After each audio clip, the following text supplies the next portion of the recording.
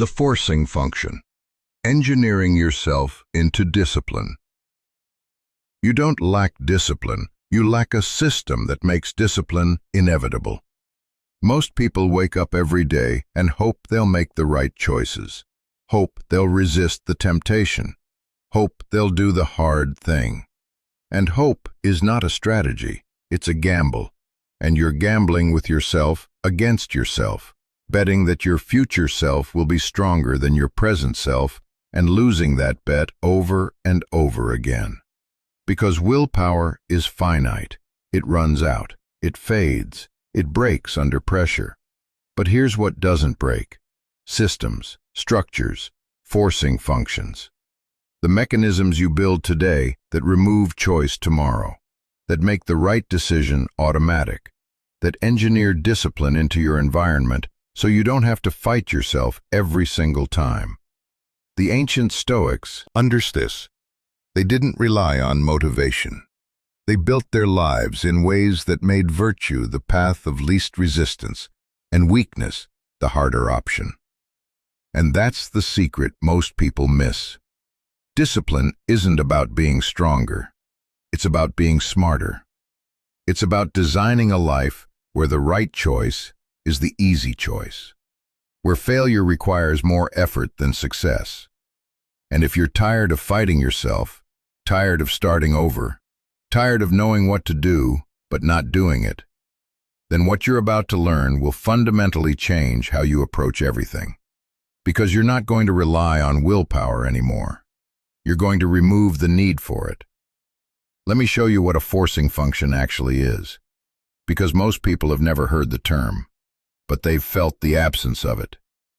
A forcing function is a constraint mechanism, a structure that forces a specific behavior by removing the option to do anything else. It's the locked door that keeps you out, the deleted app that stops the scroll, the canceled subscription that ends the leak. It's not motivation, it's architecture. It's not inspiration, it's elimination. And it works because it doesn't ask you to be better. It makes being worse harder. Think about this. You want to wake up early, so you set an alarm. And when it goes off, you have a choice.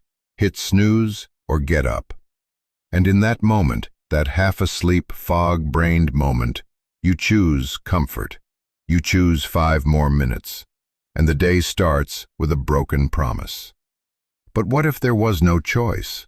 What if the alarm was across the room, so getting up wasn't optional, it was required? Just to make it stop, that's a forcing function. It removes the decision from the danger zone. The moment when you're weakest, and it forces the action before you can negotiate. Here's another one. You want to stop wasting money on takeout. So you tell yourself you'll cook more, you'll meal prep, you'll be disciplined. And for a day, maybe 2, you are.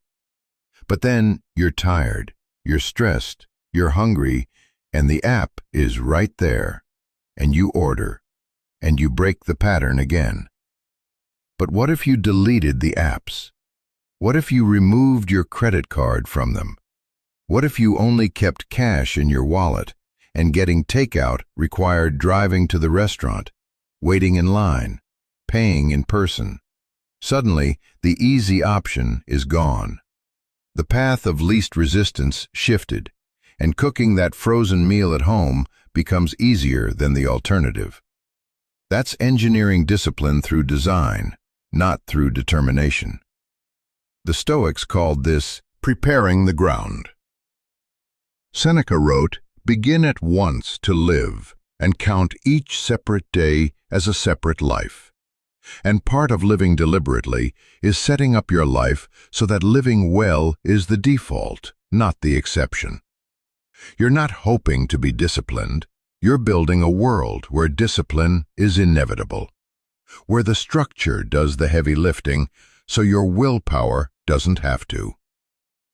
Most people fight themselves every single day the same battles. Should I work out? Should I check my phone? Should I eat this? Should I skip this? and every fight drains them, even when they win, because winning costs energy, and eventually you run out. But when you use forcing functions, you don't fight. You've already won.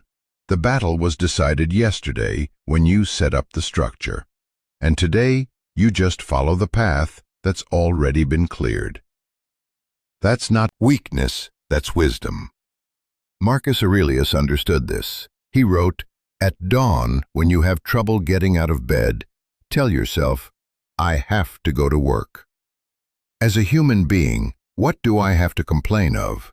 If I'm going to do what I was born for, the things I was brought into the world to do." He wasn't relying on feeling like it. He was reminding himself of the structure, the identity, the forcing function of purpose. And that structure pulled him out of bed when comfort tried to keep him there. So let me ask you this. What battles are you fighting every day that you could eliminate with one decision today? What temptations are you resisting that you could remove entirely? What discipline are you trying to build that you could engineer into your environment? Because the answer to those questions is where your transformation begins. The first type of forcing function is environmental design. Your environment is either working for you or against you. There's no neutral. And most people live in environments designed for distraction, for comfort, for the path of least resistance toward things that feel good but don't build anything. The phone on the nightstand, the snacks in the cabinet, the TV facing the couch. Every one of those is a structure, and that structure is shaping you, whether you realize it or not. So the question isn't whether your environment controls you. The question is, are you controlling your environment? Here's how this works. If you want to read more, don't keep books on a shelf. Keep one on your pillow, on your kitchen table, next to your couch. Make books unavoidable. And make your phone avoidable. Put it in another room. Put it in a drawer. Put it somewhere that requires effort to reach. Because every second of friction, every extra step between you and the distraction, is a moment for your better self to intervene. And every second of ease between you and the right choice is a moment where discipline becomes automatic. I know someone who wanted to stop drinking. He didn't rely on willpower. He stopped keeping alcohol in his house. That's it. No bottles, no beer, nothing. And when the craving hit, when the stress built, when the urge came, he'd have to get dressed, drive to the store, walk the aisles, make the purchase. And by the time he got to the register, the moment had passed. The craving faded. The clarity returned, and he went home empty-handed. That's a forcing function in action. He didn't fight the urge. Every night, he removed the ease of giving in and made the right choice, the easy choice. The same principle applies everywhere. You want to eat healthier. Don't buy junk food. You can't eat what's not there. You want to stop scrolling? Delete the apps. Log out every time. Make access inconvenient. You want to work out in the morning? Sleep in your gym clothes. Put your shoes by the bed. Make getting started easier than staying still. These aren't tricks. These are structural changes that shift the default behavior. And defaults matter because most of life is lived on autopilot. You're not making conscious decisions most of the time. You're following patterns. And if the pattern is easy and destructive, you'll follow it. But if the pattern is easy and constructive, you'll follow that instead. Epictetus taught his students, don't explain your philosophy, embody it. And embodiment starts with environment. You can't embody focus if your environment screams distraction. You can't embody health if your environment is designed for convenience over vitality. So you redesign it. You make the hard things easy and the easy things hard. You put the good stuff in front of you and the bad stuff out of reach. And slowly, quietly, without drama, your life changes.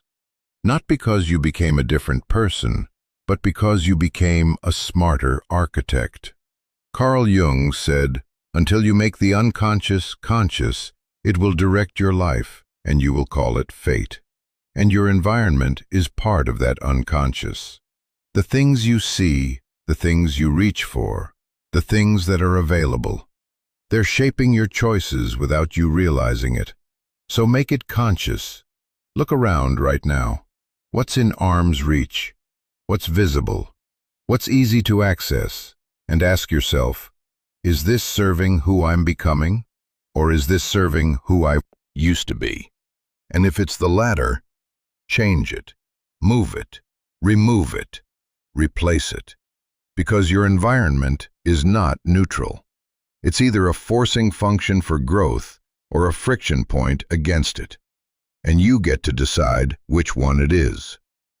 The second type of forcing function is public commitment. When you keep your goals private, you're the only one who knows when you quit.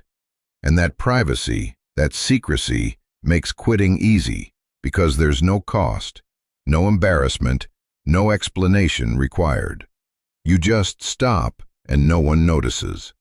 But when you make a commitment public, when you tell people what you're doing, when you put it out there, you've created a forcing function called accountability. And accountability is pressure that either crushes you or shapes you, depending on how you use it. Here's the truth. Most people avoid public commitment because they're afraid of failing publicly. They'd rather fail in private, where it's safe, where it's quiet, where they can restart without anyone knowing. But that safety, that privacy, is exactly why they keep failing. Because there's no stakes, no tension, no reason to push when it gets hard. But when you say it out loud, when you tell your friend, your partner, your coach, "I'm doing this," suddenly there's weight, there's gravity, there's a forcing function that says, if you quit, you don't just let yourself down, you let them down too. And for a lot of people, that external accountability is what tips the scale. I'm not saying you need to post every goal on social media. In fact, most of the time you shouldn't. But strategic public commitment, telling one or two people who will actually check in, who will actually ask, who will actually hold you to it, that's powerful. Because now quitting costs something. It costs respect. It costs integrity. It costs the image you've built. And most people would rather push through discomfort than face that cost. There's a story about Hernán Cortés when he arrived in Mexico in 1519. He ordered his men to burn the ships they came on. No retreat, no plan B, no option to go back. And his army, knowing they had no choice, fought with everything they had, because survival required victory. That's the extreme version of a forcing function, removal of all alternatives. And while you don't need to burn your ships in most cases, the principle holds. When you remove the easy exit, when you close the back door, when you make retreat harder than moving forward, you tap into a level of commitment most people never access, because they always leave themselves an out. Seneca wrote, "It is not because things are difficult that we do not dare. It is because we do not dare that they are difficult."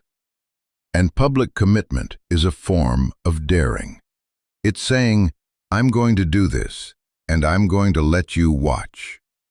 And that vulnerability, that exposure creates pressure. And pressure, when used correctly, creates diamonds. Now here's the key. You have to choose the right people. If you commit publicly to someone who doesn't care, they won't hold you accountable. If you commit to someone who wants you to fail, they'll celebrate when you quit. But if you commit to someone who wants you to win, who believes in you, who will call you out when you slack, that person becomes a forcing function. They become the external structure that keeps you honest when you'd rather hide. This works in every area. You want to quit smoking? Tell your family you want to. Finish a project. Tell someone who's waiting for the result. You want to show up consistently. Tell someone who will notice when you don't. And suddenly, you're not just accountable to yourself, you're accountable to a standard. And standards don't negotiate. They don't make excuses. They just are. And you either meet them or you don't. But here's what most people miss. Public commitment only works if you actually care about your word. If you're someone who's broken promises before, who's announced goals and quit, who's told people you'd do something and didn't, public commitment won't help because you've already trained yourself that your word doesn't matter. So before you use public commitment as a forcing function, you need to rebuild your relationship with your own word. You need to start small. Keep one promise to yourself, then another, then another. And once you trust yourself, once your word actually means something, then you can leverage public commitment, and it will work. Because now you're not just protecting your image, you're protecting your integrity. And integrity, once you have it, is non-negotiable. The third type of forcing function is financial stakes. Money talks. And when you attach a financial cost to failure, you create one of the most powerful forcing functions available. Because loss hurts more than gain, feels good, and people will do more to avoid losing than they will to win. That's not greed, that's psychology, and you can use it to engineer your own discipline. Here's how this works. You want to build a habit? Going to the gym, writing every day, learning a skill? So you make a bet with yourself or with someone else. Every day you skip, you pay $50, $100, whatever amount actually stings. And you give that money to something you hate, a political party you oppose, a cause you disagree with, a friend who will spend it on something you'd never support. And suddenly, skipping isn't just uncomfortable, it's expensive. And expensive makes you think twice. I know a guy who wanted to quit smoking. He tried everything. Patches, gum, willpower, nothing stuck. So he made a deal with a friend. Every time he smoked a cigarette, he'd pay that friend $100. And that friend would donate it to a politician he despised. And for the first week, he smoked twice, paid $200, and hated every second of it. And after that, he never smoked again. Not because he didn't want to, but because the cost was too high. The forcing function worked, because it turned a momentary craving into a long-term financial consequence, and consequences change behavior. There are apps built around this concept. Beeminder, stick platforms, where you set a goal, and if you don't hit it, you lose money. And the data shows it works. People who put money on the line are significantly more likely to follow through than people who don't. Because money makes it real. It makes it tangible. It makes quitting cost something beyond just disappointment. And that cost is a forcing function that keeps you moving even when motivation dies. Now, some people hear this and think that's extreme. That's too much pressure. And maybe it is for some people. But if you've tried everything else, if you've set the same goal 10 times and failed 10 times, maybe extreme is exactly what you need. Maybe the problem isn't the goal. The problem is the lack of stakes, the lack of consequences, the lack of a forcing function that makes success easier than failure. And financial stakes do that. They flip the equation. They make the path of least resistance the path you actually want to be on. Marcus Aurelius wrote, You have power over your mind, not outside events. Realize this, and you will find strength. And part of that power is designing consequences that shape your behavior. You can't control whether you feel like working out, but you can control whether skipping costs you $100. And when skipping costs something, you'll find a way to feel like it, or you'll do it anyway, which is the whole point. Discipline isn't about feeling like it, it's about doing it regardless. And financial stakes remove the feeling from the equation. They make it math, and math doesn't care about your mood. Here's the thing, though. Financial stakes only work if the amount matters. If you're betting $5 and you make 6 figures, $5 is nothing. You'll pay it and move on. But if you're betting $500 or $1,000 or an amount that actually makes you uncomfortable, that's when the forcing function kicks in. Because now failure has teeth, and teeth make you careful, make you intentional, make you follow through. So if you're going to use this forcing function, use it right. Make the stakes high enough to hurt, but not so high they paralyze you.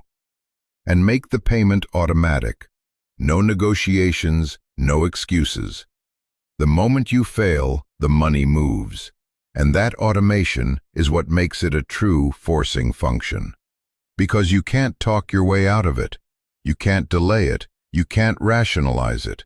The system enforces the consequence, and the consequence enforces the behavior, and the behavior builds the identity, and the identity is what you're really after. The fourth type of forcing function is identity-based constraints. This one's different because it's not about your environment or accountability or money. It's about who you decide to be, and then building a life where being anyone else becomes impossible. It's the most powerful forcing function because it operates at the deepest level, the level of self-concept.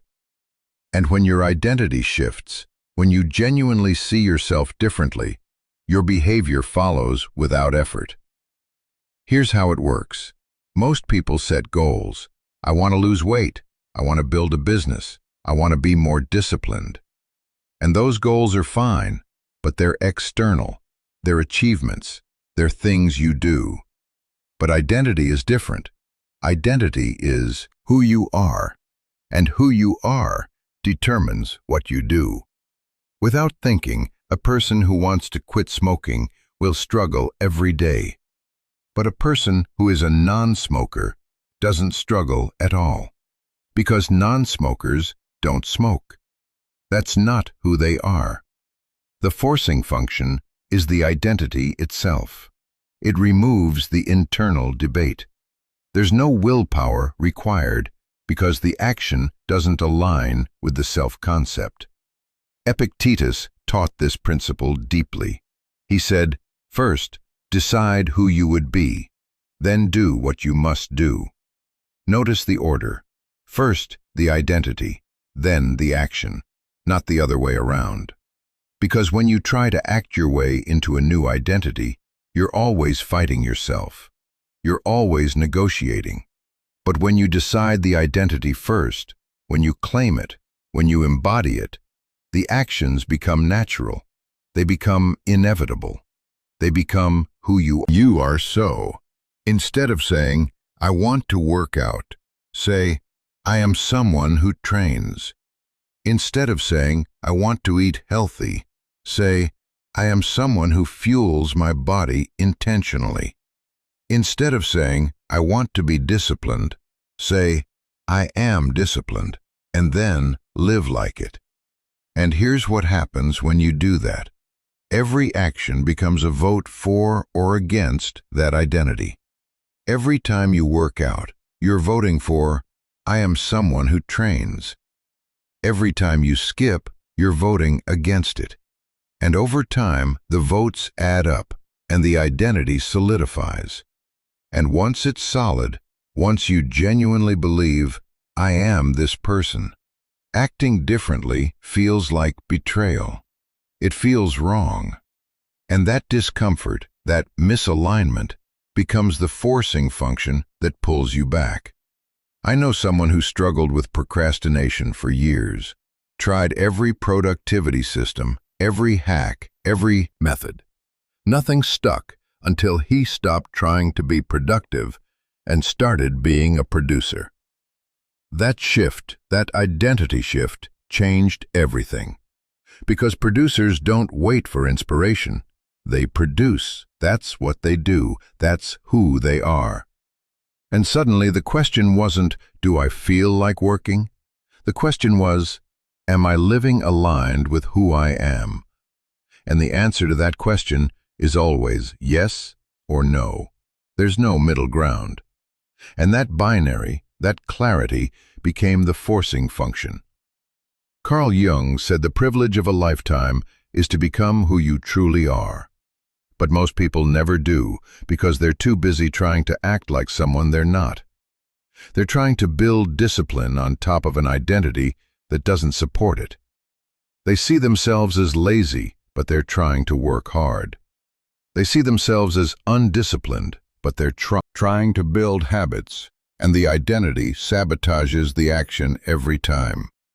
Because deep down, you can't act in a way that contradicts who you believe you are. Not for long, anyway. So the forcing function is this: change the identity first. Decide who you are. Claim it, speak it, act like it until it becomes true. And then let that truth enforce the behavior. Because once you are someone, acting like that someone is the path of least resistance. Here's the practice. Every morning, before you do anything else, say out loud, I am, and finish that sentence with who you're becoming. I am disciplined. I am focused. I am someone who follows through. And then throughout the day, every decision, every moment, ask yourself, does this align with who I am? And if it doesn't, don't do it. Not because you're trying to be perfect, but because you're protecting the identity you're building. And over time, that identity becomes unshakable. It becomes the forcing function that shapes everything else. And you stop needing external systems, because the internal system, the identity, is doing the work. The fifth type of forcing function is irreversible commitment. This is the most extreme and the most effective because it removes all possibility of retreat. It's the burned ships. It's the point of no return. It's the decision that once made cannot be unmade.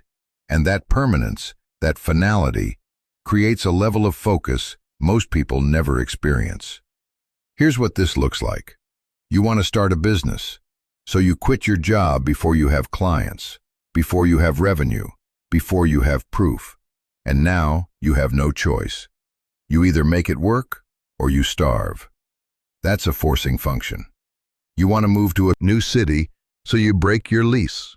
You sell your stuff. You buy the one-way ticket, and now there's no going back. You're there, you're committed, and you figure it out. Because figuring it out is the only option. Now, I'm not saying everyone should quit their job or burn their savings or make reckless, irreversible decisions. But I am saying this. If you've been planning the same thing for years, if you've been preparing and researching and waiting for the right time and nothing's happened, maybe the problem isn't the plan. Maybe the problem is you've left yourself an out. You've kept the escape hatch open. And as long as it's open, you'll never fully commit. Because part of you knows if it gets hard, you can quit and go back. Seneca wrote, "It is not because things are difficult that we do not dare. It is because we do not dare that they are." Difficult and irreversible commitment is the ultimate form of daring. It's saying, I'm all in, and I'm closing the door behind me. And that kind of commitment, it changes you, because when retreat isn't an option, advancement becomes mandatory. I know someone who wanted to write a book for 5 years. He talked about it, planned it, outlined it, but never wrote. Until one day he announced publicly that the book was coming out in 6 months. He posted the cover, he opened pre-orders, he told everyone, and suddenly he had no choice. The forcing function was activated. People were waiting, people had paid, people were expecting. And he had 6 months to deliver something that didn't exist yet. And he did it. Not because he suddenly became disciplined, but because he removed the option to quit. He made the commitment irreversible. And irreversible commitments have a way of pulling things out of you that you didn't know were there. They force you to rise, to adapt, to become, because staying the same is no longer possible. Marcus Aurelius wrote, "Confine yourself to the present." And he meant it not as a meditation technique, but as a survival strategy. When you've made an irreversible commitment, you can't live in the past. You can't wonder if you made the right choice, because the choice is made. And you can't live in the future, imagining all the ways it could fail, because that paralysis will kill you. All you can do is focus on right now, on the next step, on what's in front of you. And that focus, that presence, is the gift of the forcing function. It eliminates everything except the work. Now, here's the warning. Irreversible commitment is not for everything. It's not for every goal. It's not for every season. And it's definitely not for people who haven't built any foundational discipline. Because if you make an irreversible commitment before you're ready, you won't rise to it. You'll collapse under it. So you build up to this. You start with smaller forcing functions, environmental design, accountability, financial stakes, identity shifts. And once you've proven to yourself that you can follow through, once you've built that track record, then you consider the irreversible commitment. Then you close the door and step fully into who you're becoming. But when you do, when you make that leap, when you remove all possibility of retreat, something profound happens. You stop being the person who tries and starts being the person who does. And that shift, that transformation, is what forcing functions are really about. Not the systems, not the structure, but the identity that emerges when you've designed a life where discipline is inevitable. Here's what ties all of this together. Forcing functions work because they remove the need for willpower, and willpower is the weakest tool you have. It's finite, it's unreliable, it's the thing you have the least of when you need it most. So the discipline don't rely on it. They design systems that make discipline automatic. They shape their environment. They create accountability. They attach financial consequences. They build identity. They make irreversible commitments. And all of those things, all of those forcing functions do the same thing. They remove the gap between knowing and doing, between intention and action, between who you want to be and who you actually are. The Stoics understood this. They didn't just philosophize about that virtue, they built lives where virtue was the default. Where acting with courage, with wisdom, with justice, with temperance wasn't a choice. It was the only option, because they'd structured their lives that way. Marcus Aurelius didn't wake up every day and decide to be disciplined. He'd built a life where discipline was required, by his role, by his responsibilities, by the structures he'd put in place. And those structures carried him through the days when he didn't feel like it, which was most days, because he was human, just like you. Epictetus didn't rely on feeling motivated. He taught his students to focus on what they could control, and then he controlled his environment, his habits, his responses, and let everything else fall away. Seneca didn't wait for inspiration. He wrote every day, not because he always wanted to, but because he'd committed to it. And that commitment became the forcing function that produced some of the most enduring wisdom in human history. So let me ask you this. What forcing functions do you have in place right now?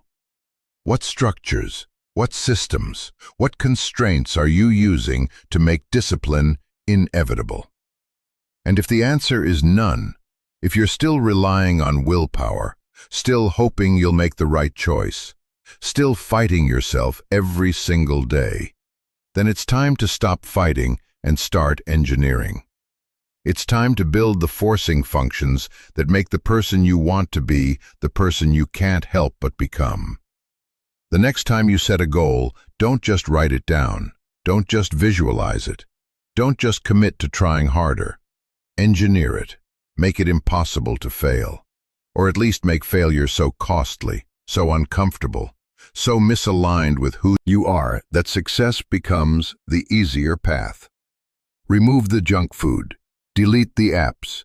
Tell someone who will hold you accountable. Bet money you can't afford to lose. Decide who you are and protect that identity like your life depends on it. Because in a lot of ways, it does. Your life, the quality of it, the direction of it, the meaning of it, all of that is determined by the small decisions you make every day. And those decisions are determined by the structures you build today. So, build them. Build forcing functions that make discipline automatic, that make growth inevitable, that make the right choice the easy choice. And watch what happens. Watch how you stop struggling and start flowing. Watch how you stop hoping and start knowing. Watch how you stop trying to be disciplined and start being disciplined. Because it's no longer about effort, it's about design. And you've designed a life where anything else is impossible. Stay focused, stay grounded, and remember the systems you build today become the person you are tomorrow.